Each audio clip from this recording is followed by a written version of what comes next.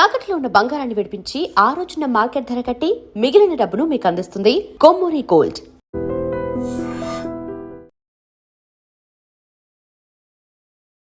నమస్కారం, మీరు చూస్తుంది ఐ డ్రీమ్. నేను మీ కీర్తి. నాతో పాటు ప్రముఖ ఆస్ట్రాలజర్ బ్రహ్మశ్రీ నందిబట్ల శ్రీహరి శర్మ గురుగారు ఉన్నారు. నమస్తే గురుగారు. వాగర్థావివ సంపృక్తౌ వాగర్థ ప్రతిపత్తయే జగతః పితరౌ వందే పార్వతీ పరమేశ్వరౌ. ఆదిత్యాయ చ సోమాయ మంగళాయ బుధాయ చ గురు శుక్ర శనిభ్యశ్చ రాహవే కేతవే నమః. శృంగేరి జగద్గురు పీఠాధిపతులకి, కంచి పీఠాధిపతులకి నమస్కారములు తెలియజేసుకుంటూ కార్యక్రమాన్ని ప్రారంభిద్దాం. గురుగారు, అందరి జీవితం is all about like lighting. అంటే అట్లీస్ట్ రాబోయే జీవితం అన్నా బాగుండాలి, రాబోయే రోజులన్నా బాగుండాలని ఒక ఆశా జ్యోతితో ప్రతి ఒక్కరూ బ్రతుకుతూ ఉంటాం. శ్రీ విశ్వవసునామ సంవత్సరం ఎలాగో ఇంకొన్ని రోజుల్లో వెళ్ళిపోతుంది. శ్రీ పరాభవనామ సంవత్సరంలోకి మనం అందరం కూడా అడుగు పెట్టబోతున్నాం. కానీ పోయిన సంవత్సరంలో తీపి జ్ఞాపకాలు ఉంటాయి, చేదు అనుభవాలు ఉంటాయి గురుగారు. ప్రతి ఒక్కరం లైఫ్లో పరిగెత్తుతూనే ఉన్నాం. ఉదయం లేచిన దగ్గర నుంచి దేనికో ఒకదానికి ఇబ్బంది పడుతున్నాం, లెగుస్తున్నాం, మళ్ళీ పరుగుని మొదలు పెడుతూనే ఉన్నాం. అసలు ఎందుకు లైఫ్లో ఇలాంటి ఆటంకాలు వస్తుంటాయి అంటే ఉద్యోగం కోసం, పిల్లల కోసం, పెళ్ళిళ్ళ కోసం, సంసారాన్ని నిలబెట్టుకోవడం కోసం రకరకాల సమస్యలతో ఎవరిని కదిలించినా ఏదో ఒక సమస్యతోనే కనిపిస్తూ ఉన్నారు. కనీసం ఈ పరాభవనామ సంవత్సరం అయినా బాగుండాలి, లైఫ్లో అన్నీ బాగుండాలి అనుకోనే వాళ్ళకి అసలు ఉగాది ఇంకా రాకముందే చేసుకోవాల్సిన పరిహారాలు ఈ అమావాస్యలోపు ఏమైనా ఉన్నాయా? అసలు ఈ కష్టాల కడల నుంచి బయటపడాలంటే ఏం చేయాలంటారు? తప్పకుండానమ్మా. వీక్షించేటువంటి మన ఐ డ్రీమ్ ప్రేక్షకులు కూడా చాలామంది ఎన్నో రకాల సమస్యలు సతమతమవుతున్నారు. ఒక రకంగా చెప్పాలంటే గత కొన్ని సంవత్సరాలుగా సమస్యల వలయంలోనే చిక్కుకొని ఉండి ఆ సమస్యలు తీరుతాయి అనుకునే సమయానికి ఇంకొక కొత్త సమస్య రావడం రెడీగా ఉంటుంది. ఆ విధంగా ప్రతిదీ కూడాను సమస్యలతోనే జీవనం సాగిస్తున్నారు.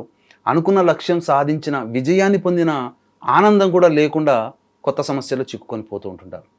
కొంతమందికి అయితే మీరు అన్నట్టుగా చాలామంది కుటుంబాలు ఇప్పుడు వివాహాలు కాక ఇబ్బంది పడుతున్నారు.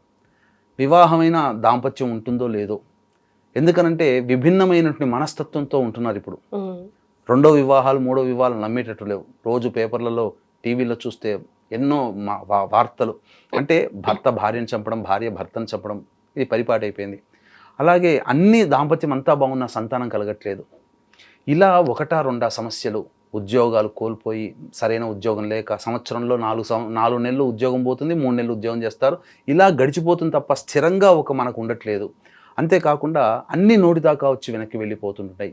అన్నీ బాగున్నాయి, ఏదైనా కానీ తట్టుకోగలుగుతాం. కానీ ఇంటి పోరే ఇంతింతై ఉంటే, ఇంట్లోకి అడుగు పెట్టగానే కట్టుకున్న భార్య లేదా తల్లిదండ్రులు, తోడబుట్టిన వాళ్ళు ఇక వేధిస్తూ ఉన్నారనుకోండి, ఆ సమస్య ఇంకా ఎవరికి చెప్పుకొని, ఇంట్లో ఆనందం లేక, బయటికి వచ్చినా ఆనందం లేక, ఇలా ప్రతి మానవుడు, పురుషుడైనా స్త్రీ అయినా సకల బాధలు అనుభవిస్తున్నారు. ముఖ్యంగా తల్లిదండ్రులకు ఉన్నటువంటి బాధ ఇప్పుడు ఉన్నటువంటిది. చాలామంది పిల్లలు తాము చెప్పిన మాట వినట్లేరు. ఒకప్పుడు విన్నారు 30-40 సంవత్సరాల కింద మా అమ్మ నాన్న పెంచిన పెంపకంలో మేము వాళ్ళ మాట దాటలేదు. కానీ మా పిల్లలు ఏంటి, మాట పెడసరి పెడుతున్నారు. ఏ మాట వాళ్ళు ఉండట్లేదు, తీసుకోవట్లేదు, మాట వినట్లేదు.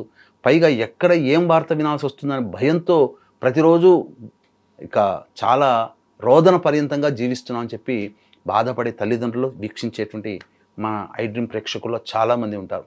ఇలా ఎందుకు జరుగుతుంది కారణం తెలియక అనేక సంబంధించినటువంటి వీడియోలు చూసి, ఈ రాశి వాళ్ళకి ఈ పరిహారము, ఇది చేస్తే ఈ దేవుడు కరుణిస్తాడు, అవన్నీ కూడా తాత్కాలికమైనటువంటి ఉపశమనం, పర్మనెంట్ సొల్యూషన్ అనేటువంటిది వెతుక్కోలేకపోతున్నారు. అంటే దీనికి గల కారణం ఏంది తెలియలేకపోతున్నారు. ఈ రాశి వాళ్ళకి ఈ పరిహారం చేసుకోవాలి, లేదా జాతకం చూపిస్తే ఈ పరిహారం.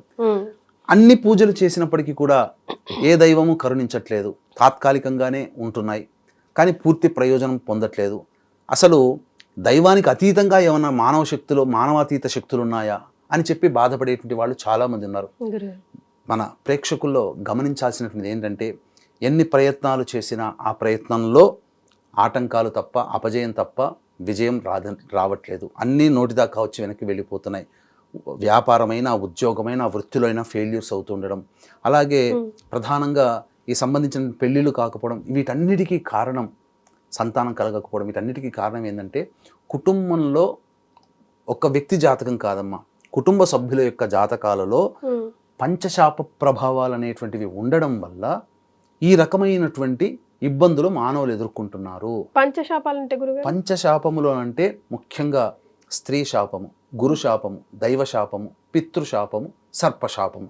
ఈ 5 శాప ప్రభావాలు ఏ మానవుడి జాతకంలోనైతే ఉంటాయో, ఆ మానవుడు ఏ కుటుంబంలోనైతే జన్మిస్తాడో ఆ కుటుంబం మొత్తం కూడా ఇది కుటుంబానికి సంబంధించింది. కాబట్టి ఈ సందర్భంగా సమస్యలు అనేటువంటి కుటుంబ వ్యక్తులు ఎదుర్కొంటుంటారు.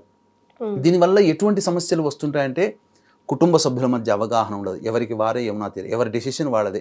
కుటుంబంలో భార్యాభర్తలు ఉంటారు కానీ ఎవరి లైఫ్ వాళ్ళది.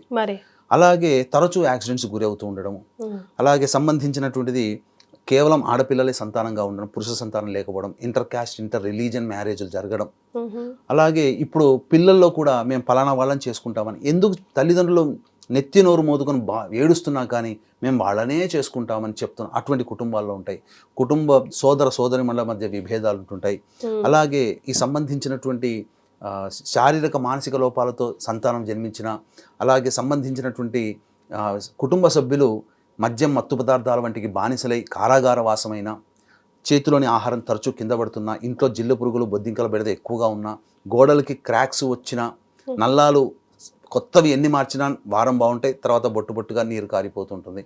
అలాగే తరచూ చనిపోయిన వాళ్ళు కల్లోకి వస్తున్నా, తాను చనిపోయినట్టు సుడిగుండంలో చిక్కుకున్నట్టు కల్లోకి వస్తున్నా, అలా ఏ జన్మలో ఏ పాపం చేశామో భగవంతుడా అన్నీ మనకే వస్తున్నాయి, ఏ సమస్య తీరట్లేదని వాపోతున్నా. అలాగే కుటుంబం కనుక వివాహం అవుతుంది ఒక సంవత్సరంలో, ఉదాహరణకి 2005 సంవత్సరంలో, వాళ్ళతో పాటు చాలా మందికి తెలిసిన వాళ్ళకి అవుతాయి. కొంతమంది కుటుంబాలు జీవితంలో పైకి ఎదుగుతారు, వాళ్ళు ఎక్కడ వేసిన గొంగడు అక్కడే ఉంటుంది, బొదుగుదల ఉండదు అట్లాంటి కుటుంబాలలో. అలాగే బాగా సంపాదించి ఒక అనాలోచిత నిర్ణయం తీసుకొని పూర్తిగా డబ్బుని కోల్పోతారు. స్పెక్యులేషన్స్ అంటే స్టాక్స్లలో పెట్టడం, లేకపోతే అప్పు ఇవ్వడం ఎవరికైనా, ఆ విధంగా నష్టపోతుంటారు. ఇలాంటివి తరచూ మనము ఇబ్బందులకి బాధకి గురవుతున్నామంటే, ఇట్లాంటి లక్షణాలు కనుక ఉంటే ఖచ్చితంగా ఈ పంచశాప ప్రభావాలు ఉన్నట్టు లెక్క.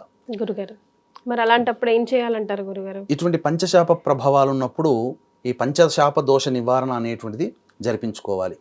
అంటే ఎలాంటి స్థితిగతులు ఉంటే ఈ పంచశాపాలు వస్తాయి అని అంటే, తండ్రి వైపు 6 తరాలు, లేదా తండ్రి లేదా భర్త వైపు 6 తరాలు, తల్లి లేదా భార్య వైపు 3 తరాలలో దుర్మరణాలు కనుక ఉంటాయి. అంటే road accident, fire accident, suicide attempt, నదిలో బావిలో పడి చనిపోవడం, ఇంట్లోంచి వెళ్ళిపోవడం, లివర్ ఫెయిల్యూర్, కిడ్నీ ఫెయిల్యూర్, క్యాన్సర్తో చనిపోవడం, 60 సంవత్సరాల లోపల ఏ రోగంతోనైనా ఎలాగైనా చనిపోయినా, బ్రహ్మచారి కన్యగా చనిపోయినా, స్త్రీ హత్య, గోహత్య, బ్రాహ్మణ హత్య, అలాగే కరోనాలో చనిపోయినా, కాలసర్పదోషంలో జన్మించిన, పిల్లిని చంపినా, అలాగే కుటుంబ సభ్యులకి పిండ ప్రదానాలు చేయకపోయినా, దేశంలో ఎక్కడికో వెళ్ళిపోతారు, ఇంట్లోంచి వెళ్ళిపోతారు విడిచిపెట్టి, బతికున్నారో లేదో తెలియదు, అలా అనాథగా ఎవరైనా చనిపోయినా, ఇలాంటివన్నీ కూడా ఉన్నప్పుడు కుటుంబంలో ఈ పంచశాప ప్రభావాలు ఉంటున్నాయి.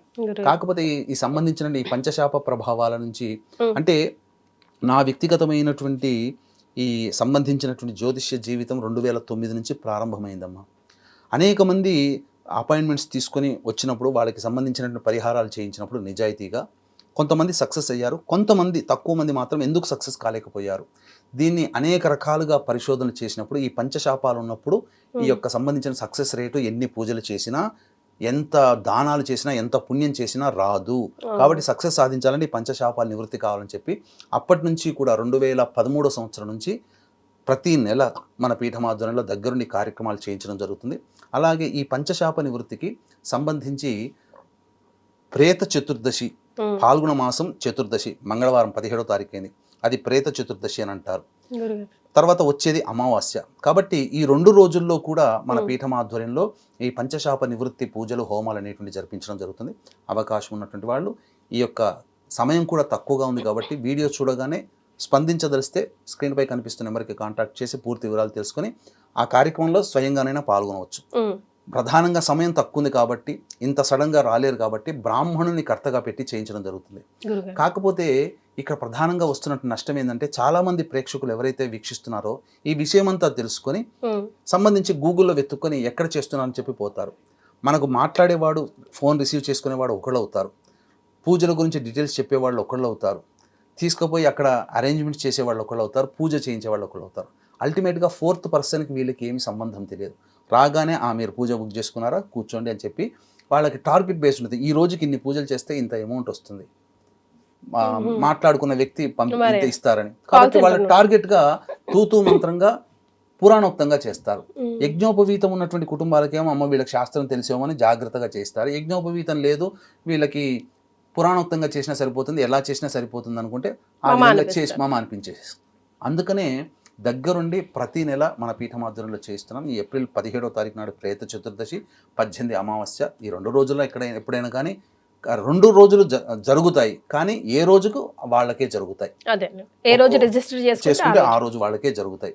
కాబట్టి మళ్ళీ ఇంత తొందరగా మేము చేసుకోలేకపోతున్నాం అంటే మళ్ళీ వచ్చే నెల ఏప్రిల్ 17న కూడా అమావాస్య ఉంది, అవకాశం ఉంటుంది. కానీ ఈ ప్రేత చతుర్దశి 17వ తారీఖు అమావాస్య, ప్రేత అమావాస్య 18వ తారీఖు ఎందుకు చెప్పబడిందనంటే ఇక్కడ ప్రధానంగా శివాలయంలో ఎవరైతే పితృదేవతల ఆరాధన చేస్తారో అటువంటి ఏ వ్యక్తుల కోసమైతే చేస్తారో ఆ యొక్క ప్రేతలు పిశాచ రూపాన్ని తొలగించుకొని తదనంతరం ఉన్నత లోకాలకి పొందుతుంది. ఇవన్నీ కూడా ఈ పంచశాప ప్రభావాలు అనేటువంటివి ప్రధానంగా మనం గమనించుకుంటే ఎందుకు చెయ్యాలి అనంటే ఈ యొక్క దుర్మరణం పాలైన వ్యక్తి యొక్క ఆత్మ ఏదైతే ఉంటుందో మోక్షాన్ని పొంది తిరిగి మళ్ళీ జన్మెత్తాలి. ఈ మోక్షాన్ని పొందకుండా పిశాచ రూపం ఎత్తాల్సి వస్తుంది. పిశాచ రూపం ఎలా ఉంటుందంటే అధోముఖంగా, మనం కాళ్ళు భూమి మీద పెట్టి తలకాయ పై ఉంటుంది. కానీ పిశాచ రూపం పొందిన వాళ్ళకి ఏంటంటే తలకాయ కిందుగా ఉండి కాళ్ళు పైకి ఉంటాయి. ఇది చాలా బాధాకరమైనటువంటి పరిస్థితి. ఒక అమ్మాయి డెలివరీ అయితే ఎంత బాధపడుతుందో దానికి 1000 రెట్ల బాధని ఈ పిశాచ రూపాన్ని పొందిన ఆత్మ అనుభవిస్తుంది. కాబట్టి అంత నరకయాతన నుంచి తొలగించాలంటే ఆ వంశంలోని వారసులే చెయ్యాలి. కాబట్టి వాళ్ళకి కష్టాలు కలగచేస్తూ కొన్ని ఇండికేషన్స్ అనేటివి కష్టాల రూపంలో తెలియజేస్తుంది. ఎందుకంటే కలియుగంలో మానవులకి పితృదేవతలకి సంబంధం లేదు. ద్వాపరయుగంలో భీష్ముడు పిండ ప్రదానం చేస్తున్నా, పితృకార్యం చేస్తున్నా తండ్రి శంతనుడు కనిపించాడు. కానీ కలియుగంలో అటువంటి శక్తి లేదు. కాబట్టి నాకు చెయ్యాలి అని అంటే మనకు కొన్ని కష్టాలని క్రియేట్ చేస్తే ఎందుకు వస్తున్నాయి, నిజాయితీగా కష్టపడ్డా మనం ఫలితం ఎందుకు దక్కట్లేదు, ఎందుకు మన చుట్టుపక్కల మామూలు వాళ్ళకి మంచి మంచి ఉద్యోగాలు వస్తున్నాయి, మామూలు వాళ్ళకి మంచి పెళ్ళిళ్ళు అవుతున్నాయి, మన అబ్బాయి అమ్మాయి చాలా అందంగా ఉంటారు, డబ్బు సంపాదిస్తున్నారు, ఏమైపోయింది అని చెప్పి జాతకాల దగ్గరికి వచ్చినప్పుడు మంచి పండితులు చూసి ఈ విధంగా దోషం ఉందని చెప్పి పరిహారం చేయిస్తే అప్పుడు ఆ దోషం తొలగిపోతుంది. తద్వారా ఏం జరుగుతుందనంటే ఇది ఒక రకంగా అదృష్టం అని చెప్పవచ్చు. ఎందుకనంటే మీ జీవితంలో ఉన్నతమైనటువంటి స్థానాన్ని చేరుకోవడానికి కుటుంబంలో ఆ పితృదేవతల్ని మిమ్మల్ని ఎంచుకున్నారు కాబట్టే వాళ్ళకి సంబంధించినటువంటి పరిచర్యలు చేయమని. ఈ విధంగా చేసినటువంటి కార్యక్రమం వల్ల ఏం జరుగుతుందంటే ఆ పిశాచ రూపం పొందిన వ్యక్తికి మోక్ష ప్రాప్తి కలుగుతుంది. పోతూ పోతూ నాకింత నరకయాత నుంచి తప్పించిన వాళ్ళకి తప్పకుండా శుభం కలుగాక అని చెప్పి దీవిస్తుంది. అయితే వాళ్ళ జీవితంలో వాళ్ళ సంకల్పం నెరవేరడం కోసం తల్లిదండ్రులు కానీ ఆ వ్యక్తులు కానీ ఎన్నో పూజలు పరిహారాలు పాటిస్తారు. అసలు ఏ దేవుడు లేడు, ఆ పూజల పరిహారాలు ఫలించలేవని అనుకుంటారు. కానీ పూజా పరిహారాలు ఎక్కడికి పోవమ్మా, ఆ ఫలితం అంతా ఇంటి గుమ్మం దగ్గరే ఉంటుంది. ఎందుకంటే ఇంట్లో తిష్ట వేసిన ఈ యొక్క ప్రేత దోషం ఏదైతే ఉంటుందో ఆ ప్రేత దోషం తొలగిపోయిన తర్వాత అప్పటి వరకు మనం చేసిన పూజల ఫలితాన్ని మనం పొందుతాం. అందుకనే ఈ సంబంధించినటువంటి పంచశాప ప్రభావాల పూజలు జరిపిన తర్వాత చాలామంది కుటుంబాల్లో ముఖ్యంగా ఒక ప్రశాంతత వస్తుంది. టెన్షన్ లైఫ్ నుంచి లీడ్ అయిపోతుంది. అనుకున్న పనులు మెల్లమెల్లగా ఒక్కొక్కటి జరుగుతూ ఉంటుంటాయి. ఇది ఈ పంచశాప ప్రభావం అనుకుంటారు. ఈ పంచశాప ప్రభావంలో దోషం మాత్రమే పోతుంది. కానీ మనం చేసినటువంటి పూజా ఫలితం అప్పటి వరకు ఏదైతే ఉంటుందో ఆ పుణ్య ఫలితం అంతా మనం రావడం మొదలు పెడుతుంది. ఇది దీంట్లో ఉన్నటువంటి సిస్టమ్ జరిగేటువంటి పద్ధతి అమ్మా. కాబట్టి అవకాశం ఉన్నప్పుడు ఖచ్చితంగా ఈ పరాభవనామ సంవత్సరం ప్రారంభం కాకముందే ఈ యొక్క నివృత్తి కనుక చేసుకుంటే మంచిది. నా దగ్గరే చేసుకోవాలనేటువంటి నియమం లేదు, ఎక్కడైనా చేసుకోవచ్చు. కాకపోతే మన దగ్గర సశాస్త్రీయంగా చేయించడం జరుగుతుంది. రాలేని వాళ్ళ కోసం బ్రాహ్మణుని కర్తగా పెట్టి చేయించడం జరుగుతుంది. వీడియోలు కూడా పంపించడం జరుగుతుందని చెప్పవచ్చు. ఎస్, సో చాలా ప్రాబ్లమ్స్ నుంచి చాలా మంది మనకి ఎందుకు ఇలా జరుగుతుంది అనుకుంటూ ఉంటాం, కానీ ఇంత క్లియర్గా మనకి చెప్పేవాళ్ళు గైడ్ చేసేవాళ్ళు ఉండరు. ఈ వీడియో మీ దాకా చేరింది ఉగాది ముందు అంటే తప్పకుండా రిజిస్టర్ చేసుకునే ప్రయత్నం చేయండి. ముందుగానే దోషం పోతే కొత్త సంవత్సరాన్ని హ్యాపీగా మొదలు పెట్టుకోవచ్చు. అంతే కదా గురుగారు? చాలా సంతోషం అండి, ధన్యవాదాలు. సర్వం శ్రీ ఉమామహేశ్వర పరబ్రహ్మార్పణమస్తు. And for more videos, please subscribe to iDream. Please subscribe to iDream. Please subscribe iDream. And please subscribe to iDream. For more videos, subscribe to iDream. please like, share and subscribe to the channel. Congratulations, iDream. Subscribe to iDream. Subscribe to iDream. So subscribe to iDream Media. iDream ki iDream team andarki huge congratulations. Please subscribe iDream Media. Please subscribe to iDream. Subscribe iDream. Please subscribe to iDream. I dream అంటే నా కళల ఛానల్ను subscribe చేసుకున్న నోరు తిరుగుతలేదు. మీరైతే గంట గుర్తు కొట్టండి. For more such videos, please subscribe to iDream. Subscribe to iDream. Please subscribe to iDream. Please subscribe iDream Media. Please do subscribe to iDream. Please subscribe to iDream Media. For best entertainment and information, please subscribe iDream. And don't forget to subscribe to iDream.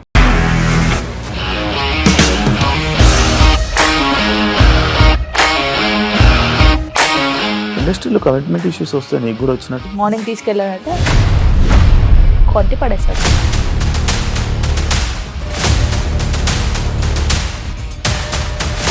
ఒక్కళ్ళు కూడా చూడలేదు ఈ cinema అని చెప్పడానికి కూడా చాలా ధైర్యం కావాలి. అది నిజం కదా, దాంట్లో ధైర్యం ఏంటి? ఇది నెక్స్ట్ డే ప్లేట్ మార్చేస్తే తప్పు కదా. As of now we are comfortable this అని నేను అనుకుంటున్నాను. రష్మిక గారిది మీది ఒకే ఊరు అంట కదా.